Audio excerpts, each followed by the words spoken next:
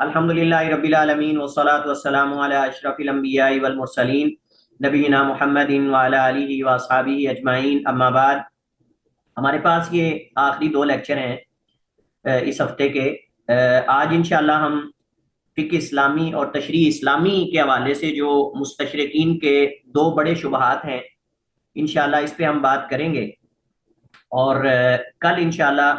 تاریخ اسلامی پر جو ان کے شبہات ہیں اس پہ انشاءاللہ ہم بات کریں گے۔ تو میں آپ کے ساتھ اسکرین شیئر کر رہا ہوں۔ پہلا شبہ ان کا یہ ہے، یہ جو اسلامی فقہ ہے، فقہ اسلامی ہے مسلمانوں کی، یہ حقیقت میں رومانی قانون اور رومانی جو تشریعات ہیں، یعنی جو رومن ریاست تھی اس وقت، بہت بڑی سلطنت تھی جس کو بیزنطی کہتے تھے یا اس کو امپراتوریا بھی کہتے تھے، امپراتور، یعنی بہت بڑی جو اس وقت آپ سمجھ لیں کہ سلطنت سمجھی جاتی تھی، رومن جی۔ تو ان کا کہنا ہے مستشرقین کا، اسلامی فقہ جو ہے یا تشریع اسلامی جو ہے، یہ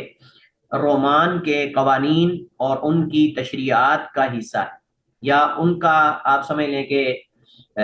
خلاصہ ہے، یا ان سے ماخوذ ہے۔ اچھا، یہ ان کا ایک شبہ ہے۔ اسی طرح دوسرا شبہ ان کا یہ ہے کہ جو اسلامی تشریعات ہیں یا فقہ اسلامی ہے، یہ تلمود جو ہے، تلمود جو کہ یہود کا ایک آپ سمجھ لیں کہ ان کی ایک معزز آپ سمجھ لیں کہ چیز ہے، ان کے یہاں سمجھی جاتی ہے تلمود، تو وہ کہتے ہیں کہ یہ تلمود سے ماخوذ ہے، تلمود سے ماخوذ ہے، جس کے دو حصے ہم نے پڑھے تھے تلمود کے، اور اس کا ہم نے تعارف بھی تفصیل سے پڑھا تھا۔ وہ کہتے ہیں کہ یہ دو چیزوں سے فقہ اسلامی ماخوذ ہے، ایک رومان کے قوانین اور ان کی تشریعات سے، اور دوسرا تلمود سے، یعنی یہود کا جو تلمود ہے اس سے یہ اسلامی تشریعات اور اسلامی جو فقہ ہے یہ ماخوذ ہے۔ اب ذرا بڑی دلچسپ، مجھے ہنسی بھی آ رہی ہے کہ بڑی دلچسپ کہانی ہے۔ آج ذرا آپ نے جاگ کے رہنا ہے اور انشاءاللہ آپ محظوظ بھی ہوں گے۔ بڑی دلچسپ کہانی ہے، اور اللہ جانتا ہے، میں اکثر یہ کہتا ہوں کہ یہ پتہ نہیں بکھلائے ہوئے ہیں، جیسے کوئی بندہ بکھلا نہیں نہ جاتا تو بکھلانے کے بعد وہ بونگیاں مارتا ہے، واہ ویلیاں مارتا ہے، اور اس کو پتہ ہی نہیں ہوتا کہ وہ کیا بات کر رہا ہے۔ تو یہ بکھلائے ہوئے لگتے ہیں، ان کی باتوں سے لگتا ہے کہ یہ بکھلائے ہوئے ہیں۔ آپ ذرا آج ذرا دیکھنا آپ کے انہوں نے کیا کیا کچھ کہا۔ ان کا کہنا یہ ہے کہ امام شافعی رحمہ اللہ اور امام اوزاعی، یہ دونوں جو ہیں رومن مدرسے کے فارغ ہیں، رومان کے مدرسے کے فارغ ہیں، جو اس وقت رومانی قوانین پڑھاتے تھے مدارس اور اسکول، وہاں سے امام شافعی پڑھے ہوئے ہیں اور وہاں سے امام اوزاعی پڑھے ہوئے ہیں۔ آپ کو یاد ہے کہ جیسے انہوں نے حضرت ابو ہریرہ رضی اللہ تعالیٰ عنہ پہ حملہ کیا، اس وجہ سے، کس وجہ سے حملہ کیا تھا جی؟ ہاں جی، ذرا تھوڑا ہم السلام علیکم ورحمۃ اللہ وبرکاتہ۔ وعلیکم اس السلام۔ وجہ سے کہ آپ رضی اللہ تعالیٰ عنہ سے بہت زیادہ حدیثیں مروی ہیں، بہت زیادہ، اس وجہ سے نبی علیہ الصلوۃ والسلام سے ایک پورا ذخیرہ حدیث جو ہے، یعنی اتنی دیگر صحابہ کرام سے ہیں اور اتنی ان سے ہیں، تو اس وجہ سے انہوں نے ان کی ذات پہ، شخصیت پہ حملہ کیا۔ اسی طرح چونکہ فقہ زیادہ اس میں زیادہ جو آپ سمجھ لیں کہ کردار ہے وہ امام شافعی اور امام اوزاعی کا ہے، یہ ان فقہاء کا بڑے یہی ہیں، انہوں نے باقاعدہ اس پہ کام کیا ہے، تو اس وجہ سے انہوں نے ان کی شخصیت کو جو ہے وہ نشانہ بنایا ہے، جیسا کہ آگے ہم انشاءاللہ اس پہ بات کریں گے۔ لیکن ہیں یہ ان کی ارزا سرائیاں اور بونگیاں، اور یہ آپ سمجھ لیں کہ بہکی باتیں ہیں، لیکن بھائی انہوں نے کتابوں کے اندر یہ باتیں لکھی، انہوں نے اپنی کتابوں کے اندر، جو ہم نے کتابیں پڑھی تھیں پہلے جب ہم نے ان کے مدارس کا تعارف پڑھا تھا کہ مختلف مستشرقین کے مدارس اور ان کی خصوصیات، اور ان کے اندر جو ہم نے کتابیں پڑھی تھیں، ان کتابوں کے اندر یہ سارے شبہات موجود ہیں۔ یہ کوئی ہوائی شبہات نہیں میں آپ کو لا کے پڑھا رہا اور دکھا رہا، یہ سارے میں ریفرنس اس وجہ سے نہیں دیتا کہ وہ چونکہ اکثر عربی میں وہ ان کو کیا ہوا ہے تو ان کے ریفرنس کی ضرورت نہیں، ان کتابوں میں سارے شبہات موجود ہیں، کبھی کبھی اشارہ بھی کر دیتے ہیں ان کی طرف۔ اچھا جی، اب یہ انہوں نے ایک سٹوری بنائی کہ جی یہ جو فقہ اسلامی ہے، یہ جو رومانی کا قانون ہے، یعنی رومن کا اس وقت جو قوانین تھے اور ان کی جو تشریعات اور عادات تھیں، یہ اس سے مسلمانوں نے لی۔ اچھا جی، یہ کیسے لی ہیں؟ کیسے ہم تک پہنچی ہیں، کیسے فقہ کا حصہ بنی ہیں، آئیے ذرا اب ہم اس جو آپ سمجھ لیں کہ فلم کہہ سکتے ہیں ہم، اس ہم سٹوری کے آگے تفصیلات کی طرف جاتے ہیں۔ اچھا جی، پہلی چیز کہتے ہیں کہ اسلام سے عرب اور رومان کے مابین، اسلام سے قبل، سوری یہاں لکھنا تھا اسلام سے قبل، اسلام سے قبل عرب اور رومان کے مابین تجارتی سفر، یہ پہلا سبب ہے۔ کیونکہ جب ہم نے پوچھا کہ جی کیسے اسلامی فقہ کے اندر یہ چیزیں آئیں، تو کہتے ہیں کہ اسلام سے پہلے عرب جو لوگ تھے وہ جاتے تھے رومان میں، روم میں، اور ان کی جو سلطنت اس میں جاتے تھے اور وہ ان کے پاس آتے تھے، تو ان کے مابین جو ہے وہ تجارتی تعلقات بڑے مضبوط تھے، تو جن کے ذریعے بیزنطی قوانین، یعنی بیزنطی سے مراد وہی رومانی ہے، بیزنطی اور رومانی اور امبراطور اور یہ سارے ان کے القابات ہیں، تو بیزنطی قوانین اور تشریعات عرب تک منتقل ہوئیں، عرب تک یہ تشریعات منتقل ہوئیں، اور منتقل ہونے کے بعد پھر وہ آگے نبی علیہ السلام نے اس سے چیزیں لیں، اور پھر یعنی اپنے بڑوں سے، اور پھر آگے نبی علیہ السلام سے صحابہ کرام نے لیں، اور پھر وہ فقہ کا حصہ بن گئی۔ ایک تو یہاں سے تانے بانے جوڑے انہوں نے۔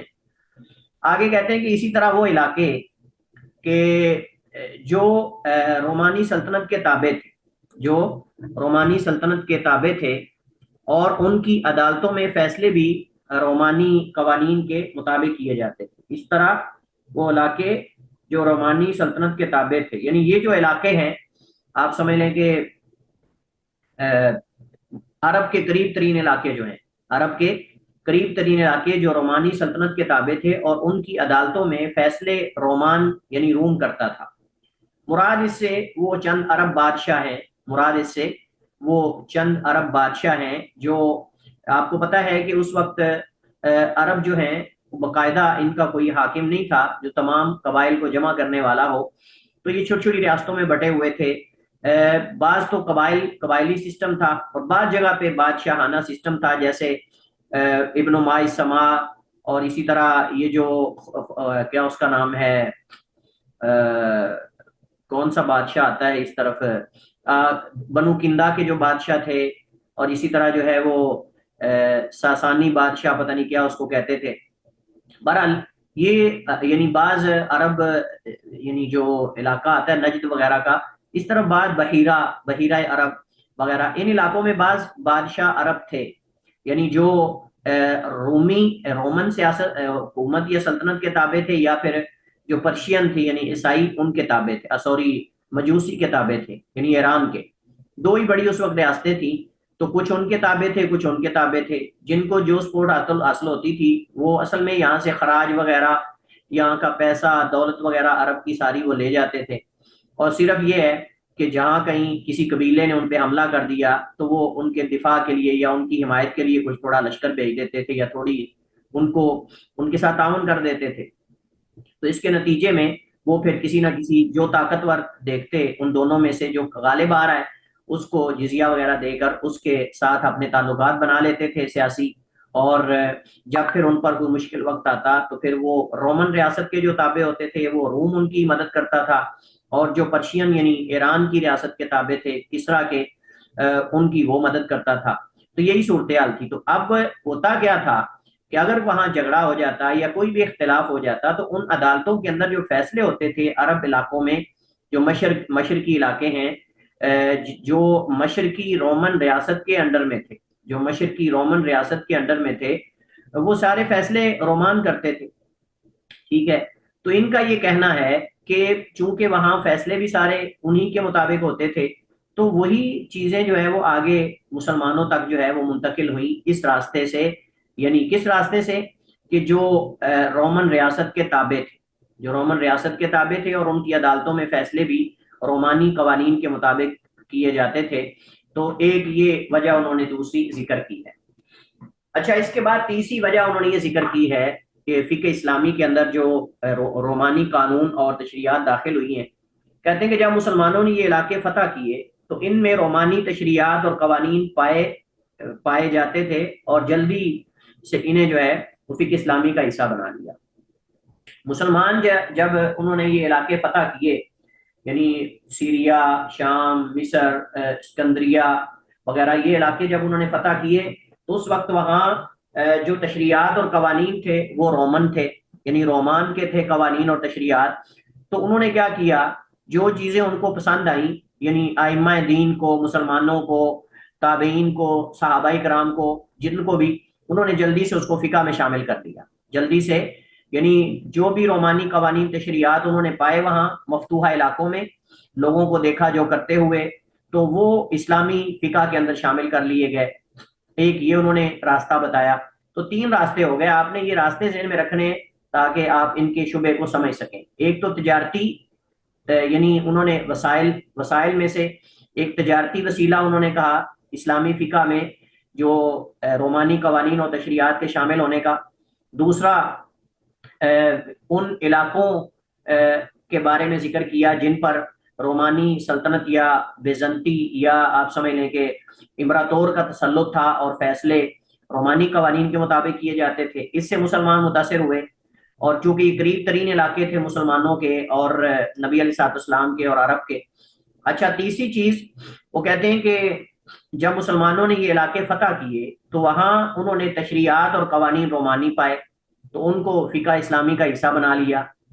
اچھا، یہ تیسری چیز ہوگی۔ چوتھی چیز یہ ہے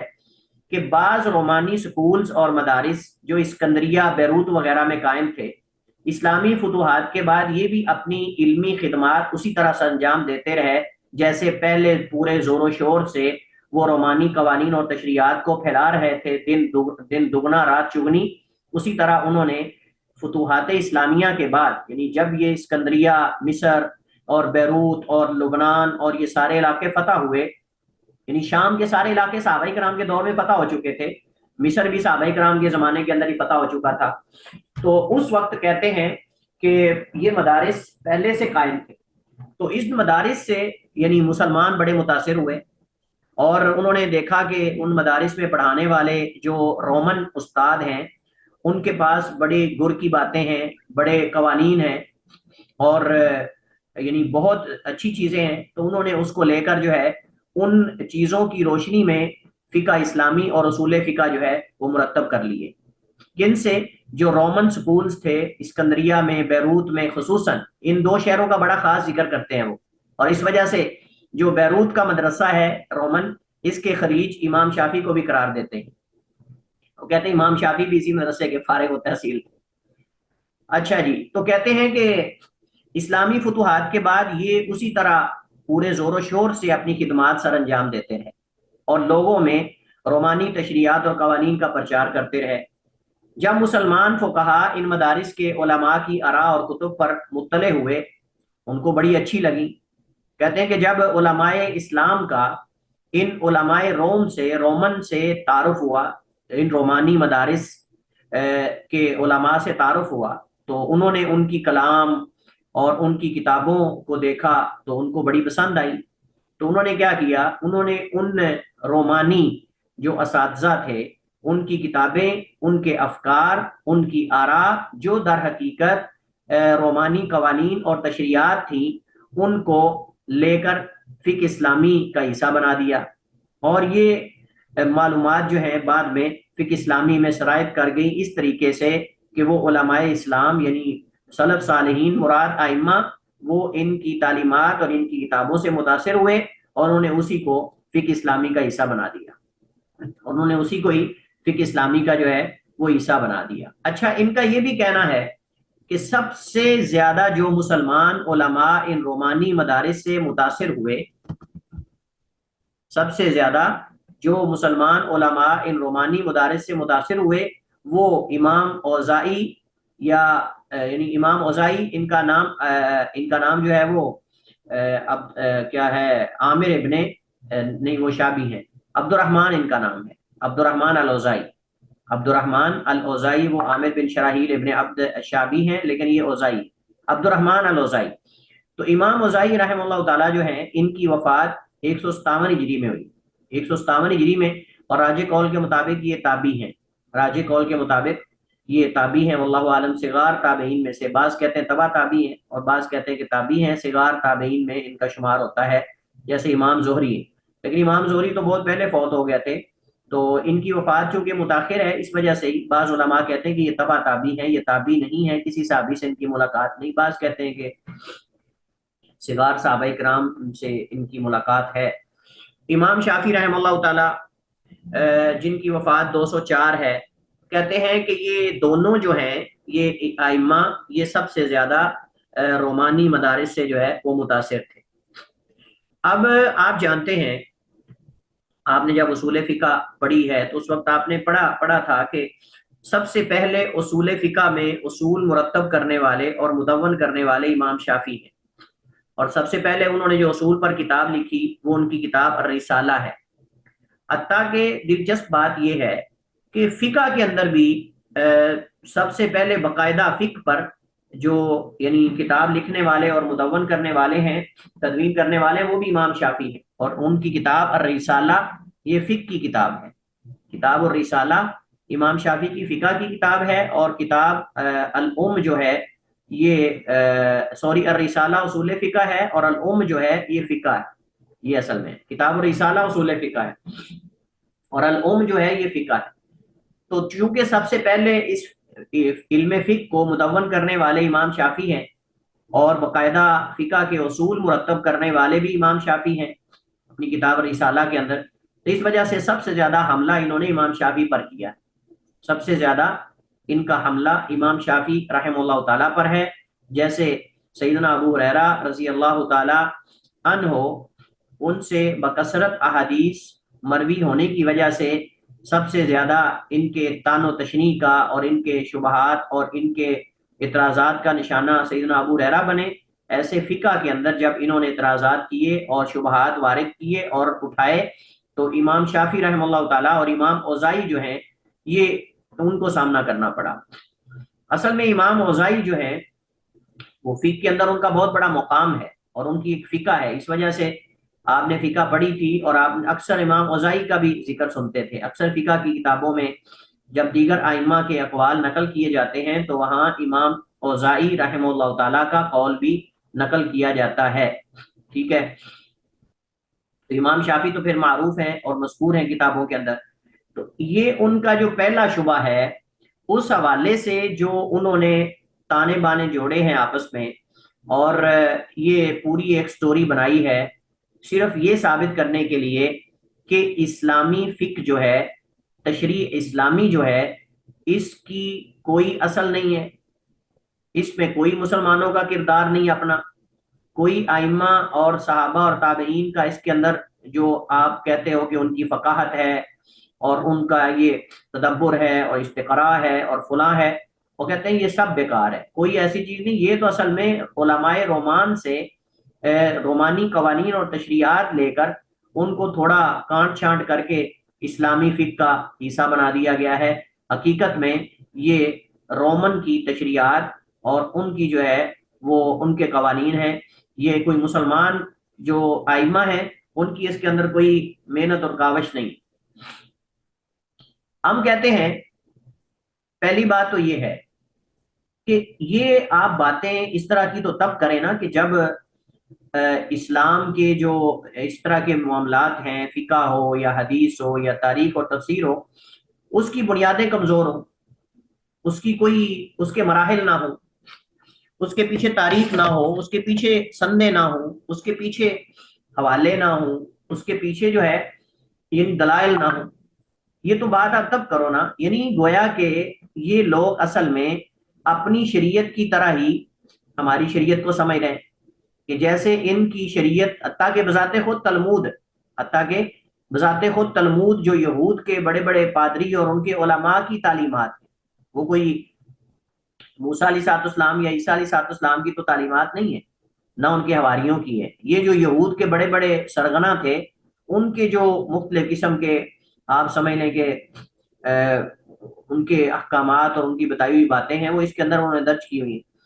تو جیسے ان کی ساری معلومات اسی طرح پکڑم دکڑم ہیں ادھر ادھر سے، وہ سمجھتے ہیں کہ شاید فقہ اور یہ ساری چیزیں بھی ادھر سے پکڑم دکڑم ہیں اور اس پہ علماء کی کوئی محنت نہیں ہے. ہم کہتے ہیں کہ آئیے ہم آپ کو لے جاتے ہیں فقہ کے مراحل کی طرف کہ اسلامی فقہ یا تشریع اسلامی کن مراحل سے گزری ہے. ہمارے پاس 5 یا 6 مراحل ہیں اس پر، اور ہم نے پڑھے تھے فقہ کے اندر۔ پہلا مرحلہ نبی کریم علیہ الصلوۃ والسلام کے زمانے کا مرحلہ ہے، اور ہم نے اس کے اندر پوری ڈیٹیل سے پڑھا تھا کہ نبی کریم علیہ الصلوۃ والسلام کے عہد رسالت میں صحابہ کرام اور مسلمانوں کے ہاں مسائل حل کرنے کے 2 ہی ماخذ تھے، مسائل حل کرنے کے 2 ہی ماخذ تھے، کوئی تیسرا ماخذ نہیں تھا۔ وہ تھا قرآن اور نبی علیہ الصلوۃ والسلام کی سنت، یعنی بذات خود نبی علیہ السلام کی ذات موجود تھی۔ اگر صحابہ کرام ان کو کوئی مسئلہ درپیش ہوتا تو وہ قرآن میں دیکھتے یا پھر نبی علیہ السلام سے جا کر ڈائریکٹ پوچھ لیتے تھے، اور اس مسئلے کا حل اللہ کے نبی علیہ السلام بتا دیتے تھے۔ اچھا، اس کے بعد نبی علیہ الصلوۃ والسلام کے زمانے کے اندر بھی بعض صحابہ کرام سے ہمیں ان کے اجتہادات ملتے ہیں، اجتہادات ملتے ہیں کہ ذاتی طور پہ وہ بسا اوقات اجتہاد کر لیتے تھے، جیسے حضرت عمر بن عاص رضی اللہ تعالی عنہ کا واقعہ شام کے اندر جب وہ غزوہ ذات السلاسل میں تھے، تو چونکہ شام کا علاقہ بہت ٹھنڈا ہوتا ہے، برف باری ہوتی ہے، تو وہاں سیدنا عمر بن عاص رضی اللہ تعالی عنہ نے جنابت لاحق ہوگی، تو انہوں نے تیمم کر کے نماز پڑھا دی۔ تو لوگوں نے آ کر اللہ کے نبی علیہ الصلوۃ والسلام کو جو ہے وہ شکایت کی کہ اللہ کے رسول، عمر بن عاص نے ہمیں بغیر غسل کے نماز پڑھا دی ہے۔ تو حضرت عمر بن عاص رضی اللہ تعالیٰ عنہ سے اللہ کے نبی نے پوچھا کہ عمر تم نے ایسا کیوں کیا؟ تو انہوں نے فرمایا کہ اللہ کے رسول، اللہ تعالیٰ قرآن کریم میں فرماتا ہے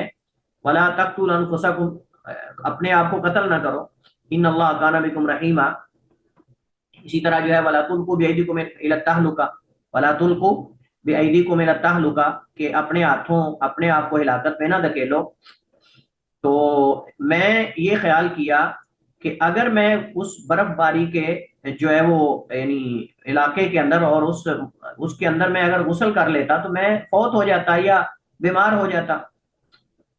تو نبی علیہ الصلوۃ والسلام نے جب حضرت عمر بن عاص رضی اللہ تعالی عنہ کا یہ استدلال دیکھا تو اللہ کے نبی صلی اللہ علیہ وسلم مسکرا پڑے، اور آپ نے کچھ نہیں کہا۔ وَلَا تَقْتُلُوا أَنفُسَكُمْ إِنَّ اللَّهَ كَانَ بِكُمْ رَحِيمًا، یہ آیت انہوں نے پڑھی تھی، یہ آیت انہوں نے پڑھی تھی، سورہ نساء آیت نمبر 29 ہے۔ تو اسی طرح ایک دو اور بھی واقعات ہیں جس میں صحابہ کرام اجتہاد کرتے تھے۔ اللہ کے نبی علیہ الصلوۃ والسلام کی وفات کے بعد صحابہ کرام کے ہاں جو بنیادی مصادر تھے شریعت کے، شرعی مسائل اخذ کرنے کے یا تشریع اسلامی کے، وہ نبی علیہ الصلوۃ والسلام کی سنت تھی یا قرآن تھا۔ جب بھی صحابہ کرام کے مابین کوئی اختلاف ہوتا تو وہ قرآن میں دیکھتے، اگر قرآن میں نہ ہوتا تو سنت کی طرف رجوع کرتے تھے۔ اور صحابہ کرام اجماع بھی کر لیتے تھے، یعنی کسی مسئلے کے اندر ان کا اجماع ہو جاتا، اور اجتہاد بھی کرتے تھے صحابہ کرام۔ اس کے بعد آپ دیکھیں کہ لیکن اس دور کے اندر جو خاصہ تھا وہ یہ تھا، اختلاف بہت کم تھا، اختلاف بہت کم تھا، لیکن نبی کریم علیہ الصلوۃ والسلام کا جو مبارک عہد اور زمانہ ہے اس کے مقابلے میں کچھ زیادہ تھا اختلاف۔ نبی علیہ السلام کے زمانے کے اندر تو اختلاف بالکل بھی نہ ہونے کے برابر تھا، لیکن صحابہ کرام کے زمانے میں کچھ اختلافات ہوئے ہیں، لیکن وہ بعد والے اختلافات کے مقابلے میں کوئی زیادہ نہیں تھے۔ بعد میں جو امت کے اندر اختلافات پیدا ہوئے ان کے مقابلے میں کوئی زیادہ نہیں تھے۔ تو بہرحال وہ اس طرح مسائل کا حل کر لیتے تھے۔ اس کے بعد پھر اجماع کے بعد پھر قیاس آیا، اور قیاس کو زیادہ تر استعمال جو ہے وہ اہل الرائے نے کیا، اہل الحدیث کے مقابلے میں اسی کے نتیجے میں زیادہ قیاس کو استعمال کرنے کی وجہ سے 2 مدارس جو ہیں وہ وجود میں آئے۔ مدینہ میں مدرسہ اہل الحدیث تھے، اور جو کوفہ میں عراق وغیرہ میں مدرسہ اہل الرائے تھا۔ تو چونکہ ان کے پاس حدیث کا علم کم تھا اور مسائل اور فتنے زیادہ تھے عراق میں، تو ان کو پھر زیادہ رائے کا استعمال کرنے کی ضرورت پڑتی تھی، جبکہ اہل مدینہ کے پاس کوئی اتنے زیادہ فتنے اور مسائل نہیں تھے، لہٰذا ان کو زیادہ جو ہے وہ رائے وغیرہ کے استعمال کی ضرورت نہیں ہوتی تھی۔ اور یہی وجہ تھی جس وجہ سے دونوں مدارس جو ہیں وہ رائے استعمال کرنے میں زیادہ نمایاں ہوئے، اور یہ حدیث کو زیادہ ترجیح دینے کی وجہ سے نمایاں ہوئے۔ اس کے بعد پھر یعنی یہ میں آپ کو اختصار سے اس وجہ سے بتا رہا ہوں کہ یہ جو فقہ اسلامی ہے یہ کوئی یہ نہیں ہے کہ ادھر ادھر کی پکڑی ہوئی باتیں ہیں اور ان کی کوئی تاریخ ہمارے پاس نہیں ہے، اور ایسی کوئی چیز نہیں، ہمارے پاس اس کی پوری تاریخ اور اس کے پورے مراحل ہیں۔ اور اس کے اندر تو کہیں بھی ذکر نہیں ہے کہ مسلمانوں نے جا کے رومن کے کسی مدرسے کے اندر جا کے پڑھا ہے، رومان کے، یا وہاں سے قوانین سیکھے ہیں اور آ کر۔ مسلمان تو ڈائریکٹ قرآن و سنت سے مسائل اخذ کرتے تھے، ڈائریکٹ کتاب و سنت سے جس دور کی یہ بات کر رہے ہیں اس دور کے اندر تو مسلمانوں کے ہاں تشریع اسلامی کا بنیادی جو مصدر تھا وہ قرآن و سنت تھے، اور قرآن و سنت کے بعد وہ قیاس اور دیگر جو چیزیں وہ تو تابع ہیں اس کے، وہ تو قرآن و سنت سے ہی ان کو استعمال کر کے مسائل اخذ کیے جاتے ہیں۔ تو مسلمانوں کو کیا ضرورت تھی کہ وہ جا کے رومان کی تشریعات اور قوانین کو لے کے آئیں؟ کیا ہمارے پاس کوئی قانون کم تھا؟ ہمارے پاس کیا ایک ضابطۂ حیات نہیں اللہ تعالیٰ نے دیا ہمیں؟ قرآن بذات خود ضابطۂ حیات ہے، قرآن کریم کے اندر ہی ایسے ایسے قوانین اور ایسی ایسی تشریعات موجود ہیں کہ رومن کیا پوری دنیا کی تشریعات ملا لی جائیں تو وہ اس کے مقابلے میں زیرو ہیں، کچھ بھی نہیں ہے۔ تو یہ کہنا کہ مسلمان جو ہے وہ وہاں جا کے لیتے تھے اور پھر اس کو فقہ میں شامل کر لیا، یہ ایک ایسا جھوٹ ہے کہ جس کے پاؤں بھی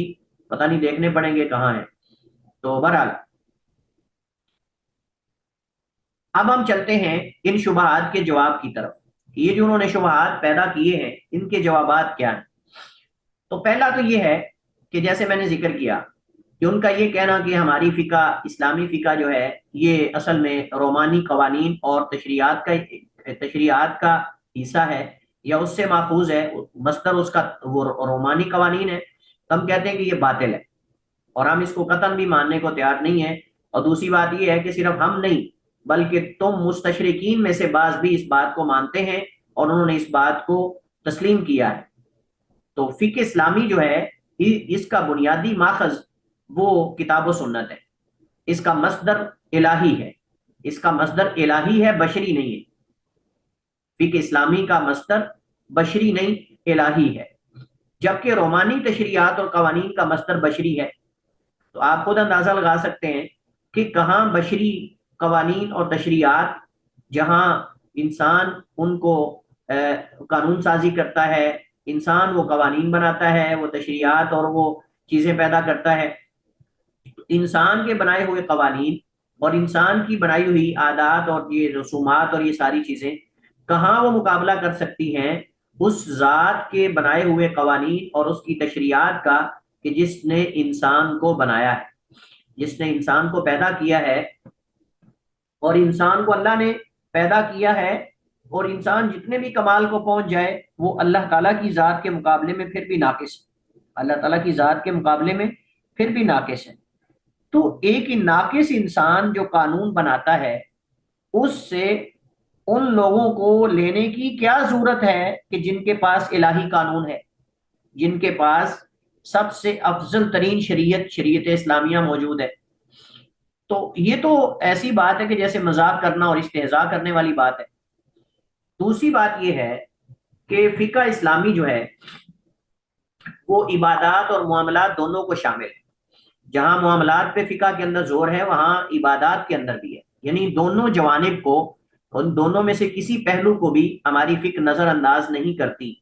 اگر کہیں معاملات کے اوپر زور دیا گیا ہے تو عبادات پہ بھی زور دیا گیا ہے، نہ صرف عبادات کو لیا گیا ہے اور نہ صرف معاملات کو، ان دونوں میں سے کسی ایک پہلو کو بھی نظر انداز نہیں کیا گیا، دونوں کو برابر ذکر کیا گیا ہے۔ جہاں حقوق اللہ کا ذکر ہے وہاں حقوق العباد کا ذکر ہے، جہاں عبادات کا ذکر ہے وہاں آپ کو معاملات کا ذکر ملے گا، وہاں آپ کو اجارہ، بیوع اور یہ بے مخابرہ، مزابنہ اور اس طرح کی دیگر جو آپ کو بیوع اور یہ تجارت کے اصول اور ضوابط ہیں یہ آپ کو ملیں گے۔ وہاں آپ کو عبادت کے طریقے بھی ملیں گے، عقائد بھی ملیں گے اور اصول بھی ملیں گے اور یہ ساری چیزیں آپ کو ملیں گی۔ جبکہ قانون رومانی میں روحانی مسائل کا اہتمام بالکل بھی نہیں، یعنی گویا کہ اسلام نے دونوں طرح کا اہتمام کیا ہے۔ اسلام نے روحانی مسائل کا بھی اور جو مالی مسائل ہیں ان کا بھی اہتمام کیا ہے۔ آپ کو اسلام کے اندر اگر دنیا کے حوالے سے کوئی رہنمائی چاہیے، معاملات کے حوالے سے کوئی رہنمائی چاہیے تو اسلام آپ کی رہنمائی کرے گا۔ اگر آپ کو روحانی طور پر کچھ مسائل کی ضرورت ہے اور علاج کی ضرورت ہے تو یہ اس کے لیے عبادات ہیں۔ تو یہ عبادات جو ہیں یہ انسان کے لیے روحانی قوانین ہیں، روحانی قوانین ہیں جس کے ذریعے انسان کی روح کو سکون پہنچتا ہے اور انسان جو ہے یعنی آپ سمجھ لیں کہ اس کے دل کے اندر زندگی اور حیات اصل پیدا ہوتی ہے۔ تو رومانی جو قانون ہے اس کے اندر تو آپ سمجھ لیں کہ روحانی مسائل کا بالکل بھی اہتمام نہیں، عبادات کا بالکل بھی اہتمام نہیں ہے، اس کو صرف چرچ تک، پادری تک محدود کیا ہوا ہے پادری کا کام ہے وہ گھنٹیاں بجاتا رہے، اور پادری کا کام ہے کہ وہ وہاں بیٹھ کے جو ہے وہ ان کی جو بائبل وغیرہ جو بھی ہے اس کو پڑھتا رہے۔ لیکن ہم کہتے ہیں ہمارا کام یہ ہے کہ ہم باہر عیاشی کریں، ہم جو مختلف قسم کے جرائم ہیں وہ کریں، اور پھر پادری صاحب کو آ کے پیسے دے کے اس سے بخشش و مغفرت کا سرٹیفکیٹ لے لیں، تو سکوک غفران بخشش کا سرٹیفکیٹ لے کر ہم جو ہے وہ کوئی $200-400 دے دیں اور ہمارے سارے گناہ بخشے جائیں گے۔ یہ اصل میں ان کے ہاں ہے۔ تو بہرحال وہ سمجھتے ہیں کہ شاید ایسے مسلمانوں کے اندر بھی ہے۔ اچھا، فقہ اسلامی کا نظم تمام اجتماعی علاقات کو محیط ہے، یعنی وہ گھر ہو، ملک ہو، دنیاوی جو آپس میں تعلقات ہیں، عالمی کہہ سکتے ہیں، یا دنیا، تینوں میں شامل ہیں، تینوں کو شامل ہے، ٹھیک ہے۔ جبکہ رومانی قانون عالمی سیاست کا اہتمام نہیں کرتا، رومانی قانون عالمی ریاست کا اہتمام نہیں کرتا، یعنی پورے عالم کو کوئی ایسا قانون نہیں دے سکتا رومان کہ جس سے پورے عالم کے نظام میں بہتری آ سکے، یہ محض دعویٰ ہے۔ کوئی دنیا میں ایسا قانون نہیں ہے جو عالمی ہو اور اس قانون سے اس پورے عالم میں، پورے جہان میں خیر اور بھلائی آ سکتی ہے۔ اس وجہ سے اللہ تعالیٰ قرآن کریم میں فرماتا ہے افحکم الجاہلیت یبغون، کیا یہ جاہلیت کے حکم کو، جاہلیت کے فیصلوں کو چاہتے ہیں، جاہلیت کا نظام چاہتے ہیں؟ تو اسلامی جو نظم ہے،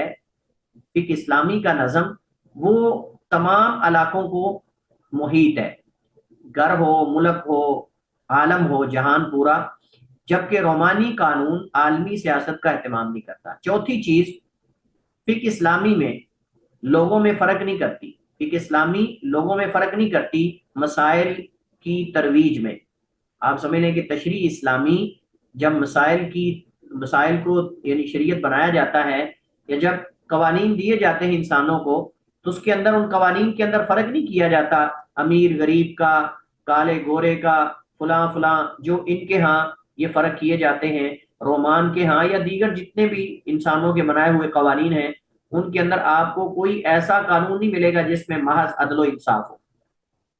آپ کو کہیں نہ کہیں اس کے اندر نا انصافی نظر آئے گی، آپ کو کہیں نہ کہیں اس کے اندر نا انصافی نظر آئے گی۔ لیکن کیسا یہ فقہ اسلامی یعنی ایک نظام ہے کہ جس کے اندر لوگوں میں فرق نہیں کیا گیا۔ اس نے تو ہمیں یہ نظام دیا ہے لو ان فاطمہ بنت محمد سرقت لقطعت یدہا، اگر فاطمہ بنت محمد بھی چوری کر لے تو اس کا بھی ہاتھ کاٹ دیا جائے۔ عملی طور پر آپ دیکھیں نبی کائنات علیہ السلام نے کس انداز سے، کس طریقے سے جو ہے وہ لوگوں کو انسانوں کے بنائے ہوئے قوانین سے، انسانوں کے بنائے ہوئے نظاموں سے، انسانوں کے بنائے ہوئے جو تشریعات ہیں ان سے نکالنے کے لیے اللہ کے نبی علیہ السلام نے کیسے محنت اور جستجو کی ہے۔ تو یہ اصل میں طبقات ہیں ان کے ہاں طبقات ہیں لوگوں کے مختلف قسم کے، جیسے بالکل وہ ہندوؤں کے اندر طبقات ہے نا، تو شودر اور ویش اور کشتری اور فلاں، تو انہوں نے بھی یہ طبقات بنائے ہوئے ہیں۔ اصل میں ہم نے پڑھا تھا کہ یہ جو رومن لوگ ہیں، رومان ہیں، اصل میں ان میں سے کچھ تو تشریعات ہندوؤں سے لی گئی ہیں اور کچھ ہندوؤں نے ان سے لی ہیں، یعنی یہ آپس میں ایک دوسرے سے متاثر ہیں، لیکن اسلام ان سے متاثر نہیں ہے۔ اسلام ان سے متاثر نہیں کہ اسلام نے، مسلمانوں نے فقہ کے اندر چیزیں لے کر ان میں شامل کر دی ہوں اور ان کو شریعت کا حصہ بنا دیا ہو، جیسے ان کا زعم اور ان کا گمان ہے۔ اچھا جی، اس کے بعد اسلامی فتوحات سے پہلے ہی، اب یہ ان کا کہنا کہ جی یہ چونکہ عرب علاقوں کے اندر جہاں مسلمان تھے، ان علاقوں میں یا ان کے قریب جو ہے وہ رومانی قوانین تھے، اور وہاں ان کا تسلط تھا اور ان کا وہاں قبضہ تھا اور فیصلے وہ کرتے تھے۔ اب اس کا کیا جواب ہے؟ اس کا جواب یہ ہے کہ اسلامی فتوحات سے پہلے ہی اکثر مشرقی علاقوں سے رومانی قوانین ختم ہو چکے تھے۔ اسلامی فتوحات سے پہلے ہی اکثر مشرقی علاقوں سے رومانی قوانین ختم ہو چکے تھے اور رومان کا تسلط بالکل ختم ہو چکا تھا، اور رومان کا تسلط بالکل نام کا رہ گیا تھا، بالکل نام کا رہ گیا تھا، کوئی اتنا زیادہ نہیں تھا جیسے پہلے موجود تھا۔ تو لہٰذا یہ کیسے تم کہہ رہے ہو کہ ان کا تسلط تھا اور اس کی وجہ سے عرب متاثر ہوئے، اور پھر عرب نے وہ عادات ان سے لی، اور پھر وہ عادات ان سے لے کر جو ہے وہ آگے اسلام کے اندر اور فقہ کے اندر ان کو شامل کر دیا۔ یہ ایک ایسی بات ہے جس کی کوئی دلیل موجود نہیں ہے۔ اچھا جی، اس کے بعد ان کا یہ کہنا کہ مسلمان جو ہیں ان مدارس سے متاثر ہوئے ہیں جو مدارس سکندریہ میں اور بیروت وغیرہ میں تھے، تو اس کا کیا جواب ہے؟ اس کا جواب یہ ہے کہ سن 641 میلادی، سن 641 میلادی میں یہ اللہ کے نبی علیہ السلام کے جو ہے وہ آپ سمجھ لیں کہ ولادت سے کوئی میرے خیال میں پونی صدی بنتی ہے، یعنی 75 سال یا اس کے قریب قریب، یا یعنی کہ آپ سمجھ لیں کہ اس کے قریب قریب کا عرصہ بنتا ہے، 65 سال یا 65 یا 50 سے اوپر سال بنتے ہیں برحال نبی علیہ السلام کی ولادت سے پہلے۔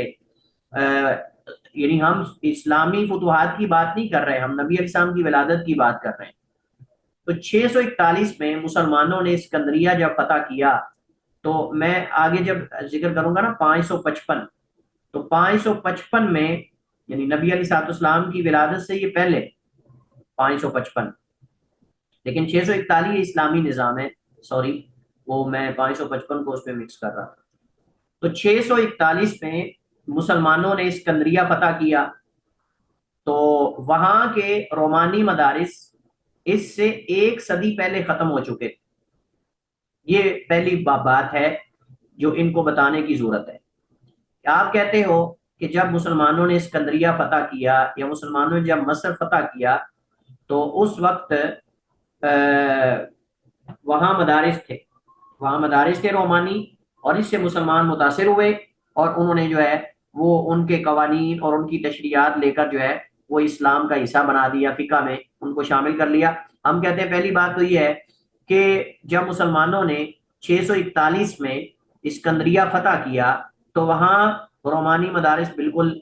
یعنی اس سے پہلے 1 صدی پہلے ختم ہو چکے تھے۔ جس مدرسے کی تم بات کر رہے ہو اسکندریہ کے، وہ تو 100 سال پہلے اسلام سے مسلمانوں کی فتح سے پہلے ختم ہو چکا تھا۔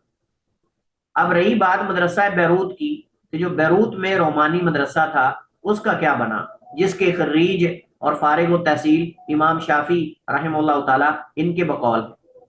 کے بقول اس مدرسے کے فاضل امام شافعی ہیں۔ گویا کہ ان کے نزدیک امام شافعی کو پھر بیروتی کہنا چاہیے، امام شافعی کو پھر ان کو بیروتی کہنا چاہیے، جیسے کوئی مدنی ہوتا ہے مدینہ سے فاضل اور کوئی کچھ ہوتا ہے، تو اس طرح پھر امام شافعی بیروتی ہوئے نا، کیونکہ امام شافعی تو ان کے بقول بیروت کے مدرسے کے فارغ التحصیل تھے۔ تو یہ جو مدرسہ بیروت کا ہے جس کا فارغ یہ امام شافعی کو قرار دیتے ہیں، جس مدرسے کا، یہ بھی رسول کریم علیہ السلام کی بعثت سے قبل 555 میں آنے والے زلزلے میں ختم ہو گیا تھا۔ 555 میلادی میں 555 میلادی میں یہ ایک زلزلہ آیا تھا، جس زلزلے کے نتیجے میں آپ جانتے ہیں شام کے اندر تاریخ میں کئی دفعہ زلزلہ آیا ہے، شام میں تاریخ میں کئی دفعہ زلزلہ آیا، یہ بیروت شام کے علاقے میں آتا ہے نا، تو اس میں کئی دفعہ زلزلہ آیا، حتیٰ کہ صلاح الدین ایوبی کے نور الدین زنگی کے دور کے اندر بھی ایک دفعہ آیا تھا، حضرت عمر کے زمانے کے اندر بھی ایک دفعہ آیا تھا، اور بھی کئی ادوار کے اندر یہ زلزلہ آتا رہا اور بڑی تباہی مچاتا تھا جب بھی زلزلہ آتا تھا۔ شام کے آج بھی پچھلے سالوں کے اندر 1-2 دفعہ آیا ہے تو بہت زیادہ نقصان ہوا ہے۔ تو یہ شروع سے جب بھی آتا ہے تو بہت نقصان ہوتا ہے، حتیٰ کہ نور الدین زنگی کے زمانے کے اندر بھی ایک دفعہ زلزلہ آیا تھا، تو اس وقت مسلمانوں کا بہت زیادہ نقصان ہوا تھا، بہت زیادہ گھر گر گئے تھے اور بہت زیادہ نقصان اٹھانا پڑا تھا مسلمانوں۔ اب یہ جس مدرسے بیروت کے مدرسے کی بات کر رہے ہیں، یہ تو نبی علیہ السلام کی بعثت سے پہلے ہی زلزلے میں مسمار ہو گیا تھا، اور یہ تو زمین کے برابر ہو گیا تھا، ختم ہو گیا تھا۔ اس کے بعد کون ہے جو اس کو دوبارہ تعمیر کرے اور کون ہے جو آگے اس کو دوبارہ چلائے؟ تو لہٰذا اس کی تاریخ تو یہاں ہی ختم ہوگی۔ نبی علیہ الصلوۃ والسلام تو اس کے بعد جا کے مبعوث ہو رہے ہیں، نبی علیہ الصلوۃ والسلام تو اس کے بعد جا کے مبعوث ہو رہے ہیں، یعنی اس کے بعد تقریباً کوئی 571 ہے نا اللہ کے نبی علیہ الصلوۃ والسلام کی ولادت، ایسے ہی ہے؟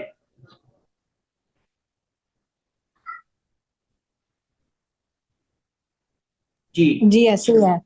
تو اب یہ 55 ہے، تو فرق ہے نا، یہ تو نبی علیہ السلام کی ولادت سے بھی پہلے کی بات ہے۔ اچھا جی، اس کے بعد فتح قسطنطنیہ کی بات اگر ہم کریں، یہ کہتے ہیں کہ اس وقت جیسے میں نے کہا کہ رومن ٹوٹ چکا تھا، رومن ریاست ٹوٹ چکی تھی، بیزنطی طاقت ٹوٹ چکی تھی، ان کا جو امبراطوریا یا امبراطور ہے وہ ختم ہو چکا تھا، وہ بذات خود اپنے اس کے علاقوں سے چھن گئے تھے، اس کا اپنا تسلط نہیں رہا تھا، صرف قسطنطنیہ تک محدود ہو گئے، قسطنطنیہ تک جو ہے وہ محدود ہو گئے تھے۔ تو قسطنطنیہ تو مسلمان فتح کر رہے ہیں حضرت معاویہ رضی اللہ تعالیٰ عنہ کے دور کے اندر جا کے، تو حضرت معاویہ رضی اللہ تعالیٰ عنہ کے دور کے اندر جا کے قسطنطنیہ فتح ہو رہا ہے، تو مسلمانوں نے فقہ اور یہ ساری چیزیں جو ہیں وہ کیسے وہاں سے جا کے لے لیں اور سب کچھ کیا، اس سے پہلے تو عرب کا آپس میں کوئی اتنا زیادہ وہاں آنا جانا ہی نہیں تھا، تو کیسے عرب نے وہاں جا کے ان سے یہ ساری چیزیں لے لی؟ تو بہرحال یہ سمجھ سے بالا تر ہیں چیزیں، یہ سمجھ سے بالا تر ہیں چیزیں، جو یہ لوگ جو ہے وہ سمجھانا بھی چاہیں تو ہم تو نہیں سمجھ سکتے کہ کیسے اسلامی فقہ کے اندر جو ہے وہ رومان کے قوانین وہ آ گئے۔ دوسری بات یہ ہے، آخری بات اس شبے کے حوالے سے، وہ یہ ہے کہ اسلامی فقہ کے جو خصائص ہیں، اسلامی فقہ کے اندر جو خصائص ہیں، رومان کی جو قوانین اور تشریعات ہے اس کے اندر تو ان کا ایک یعنی 5-10% حصہ نظر نہیں آتا، نہ قوانین کے اندر ہے، نہ اخلاقیات اور عادات کے اندر ہے، اور نہ ہی جو ہے وہ آپ سمجھ لیں کہ تہذیب و تمدن کے اندر ہے، کسی چیز کے اندر بھی مشترک نہیں ہمارے ساتھ، تو پھر کیسے ان کے ساتھ جوڑا جا رہا ہے؟ اچھا جی، اس کے بعد آخری جو ان کا شبہ ہے وہ کہتے ہیں مسلمانوں نے یہ فقہ جو ہے، بعض مستشرقین کا یہ کہنا ہے کہ مسلمانوں نے یہ فقہ لی ہے تلمود سے، اور تلمود جو ہے یہودیوں کی تعلیمات ہیں، یہودیوں کی تعلیمات ہیں، تو یہود سے یہ ساری چیزیں، حتیٰ کہ وہ کہتے ہیں یہ جمعہ جو ہے، یہ جمعہ بھی یہود سے لیا گیا، اور اس میں وہ جو حدیث آتی ہے نبی کریم علیہ الصلوۃ والسلام کی حدیث، جس کے اندر آتا ہے کہ اس جمعہ کے دن کو اختیار کرنے میں تم سے پہلے لوگ بھٹک گئے، اس جمعہ کو اختیار کرنے میں یہود اور نصارہ بھٹک گئے، اور اللہ تعالیٰ نے اس امت کو اس کی امت کی رہنمائی کی، اور اللہ تعالیٰ نے ان کو توفیق دی کہ وہ اس جمعہ کو جو ہے وہ منتخب کریں یا اختیار کریں، ٹھیک ہے؟ تو اسی طرح وہ کہتے ہیں نماز اور کئی چیزیں جو ہیں وہ تلمود سے ماخوذ ہیں، وہ تلمود سے ماخوذ ہیں، تو یہ ایک شبہ ہے ان کا جو وہ ذکر کرتے ہیں۔ تو اس کا جواب کیا ہے؟ چلیں پہلے آپ سے بھی اس حوالے سے کچھ چیزیں لے لیں ہم، کہ پہلے تو ہمیں یہ کلیئر ہونا چاہیے کہ تلمود ہے کیا، تلمود ہے کیا؟ ہم نے کہا کہ یہود کی یہ ان کے جو پوپ ہیں، ان کے جو حکامہ ہیں، ان کی تعلیمات ہیں، ان کی تعلیمات ہیں، اور اس کے دو حصے ہیں، اس کے دو حصے ہیں، ایک جمارہ ہے اور ایک مشنا ہے۔ جمارہ کے اندر جو ہے وہ ایک چیز، ایک کے اندر اصل ہے اور ایک کے اندر تشریح ہے، ایک کے اندر اصل ہے اور ایک کے اندر جو ہے وہ تشریح ہے، اور اس کی باقاعدہ یعنی ان کے ہاں تاریخ موجود ہے، کب انہوں نے لکھا، کب انہوں نے اسے ایجاد کیا، اور یہ ساری چیزیں جو ہیں وہ ہم نے تفصیل سے پڑھی تھیں کہ تلمود کے کتنے حصے ہیں اور اس کی تعلیمات کیا ہیں، اور اس کے اندر حقیقت کیا ہے۔ تو آپ اس کے بارے میں کیا کہتے ہیں؟ یہ صحیح بات ہے کہ اسلامی فقہ تلمود سے ماخوذ ہے؟ کیسی خاموشی! نہیں استاد محترم نہیں استاد محترم، تلمود سے ماخوذ نہیں ہے اسلامی فقہ، کیا دلیل ہے؟ یہ تو ان کے پاپس کی خود لکھی ہوئی کتابیں ہیں، تو یہ اللہ کے احکامات تھوڑا ہے، جو اسلامی فقہ ہے وہ تو اللہ تعالیٰ کے احکامات سے اخذ کی ہوئی ہے، قرآن سے، حدیث سے۔ او اچھا، پہلی بات یہ ہے، پہلی بات یہ ہے کہ یہ جو تلمود کی بات کر رہے ہیں، تلمود کی چیزیں اور اسلامی چیزیں، اس کے اندر تو زمین و آسمان کا فرق ہے۔ پہلی بات تو یہ ہے کہ تعلیمات کے اندر ہی بہت زیادہ فرق ہے۔ دوسری بات یہ ہے کہ اس وقت تلمود مسلمانوں کے ہاں، حتیٰ کہ یہود کے ہاں بھی اس وقت کوئی اتنا معروف اور مشہور نہیں تھا، اور نہ یہ مترجم تھا عربی زبان کے اندر کہ وہ اس سے چیزیں لیتے، کہ وہ اس سے جو ہے وہ چیزیں لیتے تلمود سے۔ یعنی یہ جو دعویٰ کیا جاتا ہے کہ انہوں نے اس سے لیا، ہم نے کہا تھا کہ اس کے دو حصے ہیں، ایک متن ہے اور ایک شرح ہے، ایک متن ہے اور ایک جو ہے وہ شرح ہے۔ اب یہ اس کی تاریخ پڑھنے سے ہمیں پتہ چلتا ہے کہ یہ تلمود اس وقت ان کے جو حاکمات ہیں، یہ ان کی تعلیمات اور ان کے اقوال اور یہ ساری چیزیں ہیں، یہ تو اس وقت مسلمانوں کے ہاں معروف ہی نہیں تھا کہ اس سے مسلمان یہ چیزیں لیتے۔ تو یہود، حتیٰ کہ بذات خود یہود بھی سارے اس کو نہیں مانتے تھے اس وقت، اور یہود بھی جو ہیں وہ اس تلمود کی تعلیمات سے سارے واقف نہیں تھے، تو مسلمانوں کو وہ کیسے ساری یہ چیزیں دیتے۔ دوسری بات یہ ہے کہ چونکہ یہ تلمود اصل جو چیز یعنی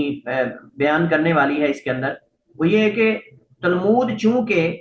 یہود کی تعلیمات اس کے اندر ہیں، جو ان کے حاکمات اور ان کے بڑے جو پادری وغیرہ ہوتے ہیں ان سے لی گئی ہیں، تو بعید نہیں، یہ بعید نہیں کہ کچھ چیزوں کے اندر جو ہے اسلام کے ساتھ مشابہت بھی ہو، کہ کچھ چیزیں ان کے اندر صحیح بھی ہوں۔ ضروری تو نہیں کہ سب کچھ باطل ہوگا۔ یعنی آپ جانتے ہیں کہ ہم نے پہلے کئی دفعہ پڑھا ہے کہ انبیاء علیہ الصلوۃ والسلام کے مابین جو اصول ہیں عبادات کے اور عقائد، وہ مشترک ہیں، اصول اور عقائد مشترک ہیں۔ اصول کے اندر کوئی شریعت دوسری شریعت سے مختلف نہیں، نماز ہے، روزہ ہے، حج ہے، یہ ساری چیزیں ہیں، یہ ہمارے ہاں بھی ہیں، ان کے ہاں بھی ہیں، اور قرآن میں اس کے دلائل موجود ہیں ہمارے پاس۔ اسی طرح عقائد ہیں، ایمان باللہ، ایمان بالملائکہ، ایمان بالیوم الاخر، اور یہ ساری چیزیں ان کے ہاں بھی ہمارے ہاں بھی ہیں۔ تو اب جب اصول اور یہ جو مبادیات ہیں جب یہ مشترک ہیں، تو کچھ جزوی چیزوں کا اسلام سے ملتے جلتے نکل آنا، یہ اب اس بات کی تو دلیل نہیں ہے کہ ہماری تعلیمات جو ہیں وہ یہ تلمود سے لی گئی ہیں، جبکہ مسلمان تو تلمود کو اس وقت جو ہے وہ جانتے ہی نہیں تھے،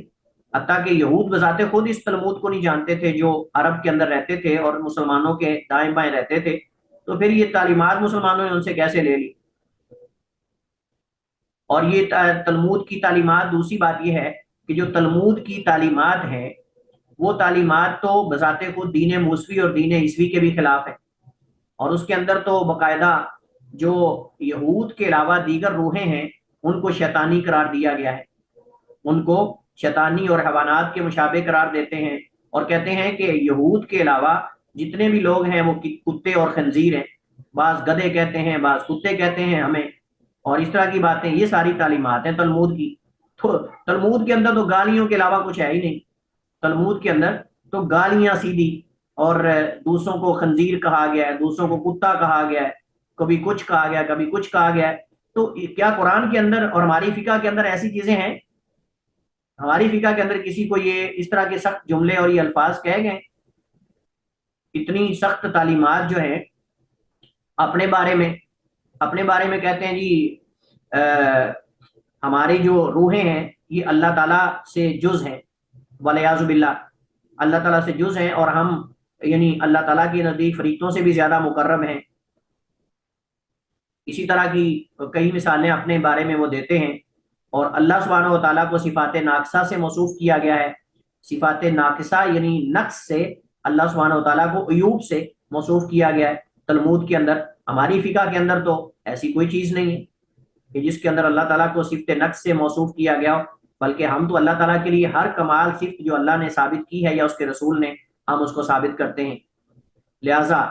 یہ پورا دعویٰ یہ اصل میں بے بنیاد اور بلا دلیل ہے کہ ہماری فقہ تلمود سے ماخوذ ہے، کیونکہ بعض جزوی چیزوں کا آپس میں مشترک ہو جانا یا نام کے اندر ایک ہو جانا، یہ اس بات کی دلیل نہیں ہے کہ وہ ساری تعلیمات ہی وہاں سے ماخوذ ہیں۔ اور اسی طرح ہم نے کہا کہ یہ تلمود مسلمانوں کے ہاں، کیا یہود کے ہاں بھی اس وقت معروف نہیں، اور سارے یہود اس کو مانتے بھی نہیں، اور سارے یہود اس وقت کے اس کو مانتے بھی نہیں تھے، تو کیسے جو ہے وہ تلمود کو شریعت یعنی کا حصہ بنا دیا جائے اور کہا جائے کہ فقہ اس سے ماخوذ ہے۔ تو یہ بہرحال دو آج کے جو بنیادی شبہات تھے جو ہم نے پڑھے، اور اس کے اختصار سے جوابات میں نے آپ کے سامنے رکھنے کی کوشش کی۔ پہلا شبہ اور اس کے جوابات سارے موجود ہیں، اور دوسرا شبہ جو ہے یہ علم لدنی ہے، اور یہ آپ لوگ انشاءاللہ ریکارڈنگ سے یا جیسے بھی ہے یہ آپ اس کو دیکھیں گے۔ واللہ تعالی عالم و احکم، وصلی اللہ وسلم علی نبینا محمد وعلی آلہ وصحبہ وسلم۔